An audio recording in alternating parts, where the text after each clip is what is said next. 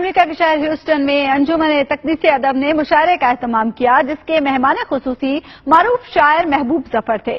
خوبصورت محفل مشاعرہ میں پاکستان اور دیگر ممالک سے بھی شعراء نے شرکت کی اور خوبصورت کلام سے رنگ جما دیا۔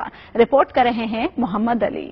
بن مسالہ دیگ میں بیٹھا خالی ڈویاں مار رہا تھا، بن مسالہ دیگ میں بیٹھا خالی ڈویاں مار رہا تھا، بے وزن سے شیر بنا کر ایویں ہی شویاں مار رہا تھا۔ امریکہ کے شہر ہیوسٹن میں انجمن تقدیس ادب نے مشاعرہ منعقد کرایا، جس میں معروف شاعر محبوب ظفر نے خصوصی شرکت کی۔ مشاعرے میں امریکہ، پاکستان اور کئی ممالک سے شعراء نے شرکت کی اور اپنا کلام سنایا۔ ہم اپنی اناؤں میں گھر گئے ایسے، ہم اپنی اناؤں میں گھر گئے ایسے کہ ایک دائرہ ٹوٹے تو دوسرا بن جائے۔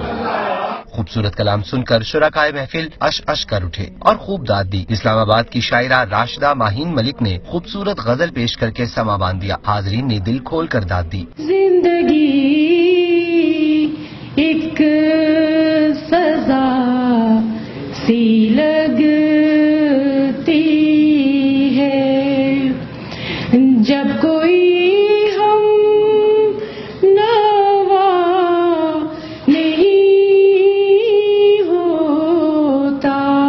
دنیا نیوز سے خصوصی گفتگو کرتے ہوئے شعراء نے محفل مشاعرہ کے انعقاد کو سراہا۔ ان کا کہنا تھا دیار غیر میں اردو کی خوبصورت محافل ہوا کے خوشگوار جھونکے کی مانند ہے۔ بات کا شکریہ کہ دنیا ٹی وی نے اس کی کوریج کی۔ میں اس کے لیے دنیا ٹی وی اور اس کے منتظمین اور جو یہاں کی ہیوسٹن کی ٹیم ہے اس کا بہت مشکور ہوں۔ اور رہا یہ کہ میں 2013 سے میں نے یہ انجمن تقدیس ادب، جو کہ میرے والد محترم کی 1960 میں بنائی ہوئی تنظیم ہے، جسے میں نے ریوائیو کیا تھا، تو 2 سال میں یہ ہمارا 38واں ایونٹ تھا آج۔ میں سمجھتا ہوں کہ جو لوگ وطن سے اتنی دور ادب کے لیے اور شعر کے لیے اور کتاب کے لیے اور لفظ کے لیے کام کر رہے ہیں اور اتنے دور وہ یہ شمع روشن رکھے ہوئے ہیں، جس دماغ سے یہاں مشاعرے میں لوگ آتے ہیں اور اس کو سنتے ہیں شعروں کو اور داد دیتے ہیں۔ میں سمجھتی تھی امریکہ میں لوگ جو ہیں وہ اتنا پسند نہیں کرتے ہوں گے یا ان کے پاس وقت نہیں ہوتا، مگر میں نے دیکھا کہ بڑے شوق سے یہاں لوگ آ رہے تھے اور بڑا اچھا مشاعرہ رہا۔ محفل کے شرکاء کا کہنا تھا کہ ایسی تقریبات سے اردو زبان اور پاکستان کی مقبولیت میں اضافہ ہوتا ہے، اس لیے ایسے مشاعروں کا انعقاد جاری رہنا چاہیے۔ پورٹس اینڈ شپنگ کے وزیر چودھری جعفر اقبال ناروے کے نجی دورے پر دارالحکومت اوسلو پہنچے، جہاں نون لیگی کارکنوں نے ان کا بھرپور استقبال کیا۔ اس موقع پر چودھری جعفر اقبال کا کہنا تھا کہ اوورسیز پاکستانیوں کی شکایات اور تجاویز پر پاکستان ایئر لائن میں بہتری لائی جائے گی۔ اس بارے میں دیکھتے ہیں عقیل قادر کی رپورٹ۔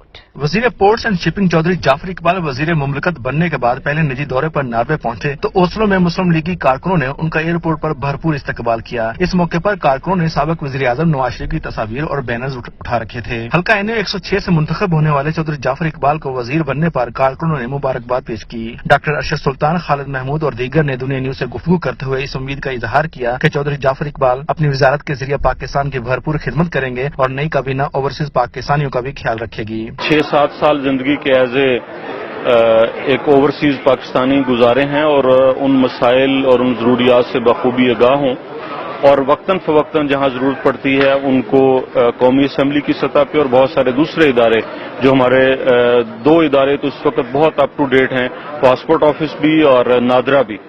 تو ایک چیز میں ہماری کمی ہے، وہ ہمارا PIA کا فلیٹ ہے، وہ بھی ہم انشاءاللہ تعالی اس سے بہتر کرنے کی کوشش کر رہے ہیں تاکہ ان مسائل پر قابو پایا جا سکے۔ اس موقع پر وزیر مملکت پورٹس اینڈ شپنگ چودھری جعفر اقبال نے میڈیا سے گفتگو کرتے ہوئے کہا کہ سی پیک کے منصوبے کے حوالے سے ان کی وزارت بہت اہمیت کی حامل ہوگی۔ میاں صاحب نے اچھی کابینہ بنائی ہے، اللہ کرے پاکستان کے لیے یہ اچھے ثابت ہوں سارے اور اچھا کام کریں قوم ملک کے لیے۔ ہم امید کرتے ہیں اور ہم کوشش کریں گے کہ ہمارا بھائی پہلے سے زیادہ جو ہے وہ پاکستان اور پاکستان کی عوام کے لیے بہتر سے بہتر کام کرے۔ میں چودھری جعفر اقبال صاحب کو اور باقی پاکستان کی نئی کابینہ کو اوورسیز پاکستان کی طرف سے بہت زیادہ مبارکباد پیش کرتا ہوں۔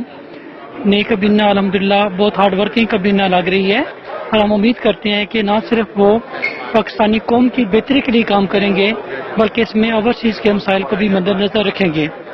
چودھری جعفر صاحب جو ہیں اوورسیز کے مسائل کو بڑی اچھی طرح سمجھتے ہیں اور ہم نے یہ جو مسائل ہیں اپنی ایمبیسی کے تھرو گورنمنٹ پاکستان کو پہنچائے ہیں، تو یہ ہم امید کرتے ہیں کہ وہ ان کے لیے کام کریں گے وہ آلریڈی پہلے ہی اس ایشو پہ کام کرتے رہے ہیں اور اپنے علاقے کے لیے انہوں نے بہت ورک کیا ہے، اسپیشلی ایجوکیشن اور ہیلتھ کے معاملے میں.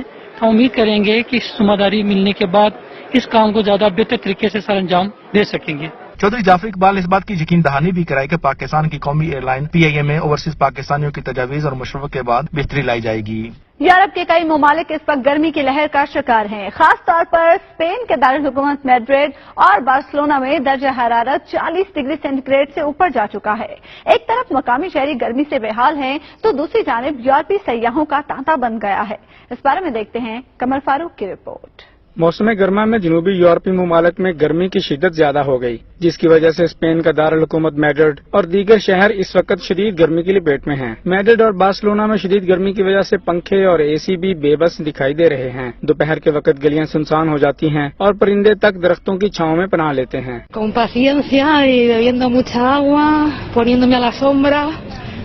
Ahora estaba esperando un taxi para volver al hotel un rato y luego salir más tarde cuando refresque un poquito.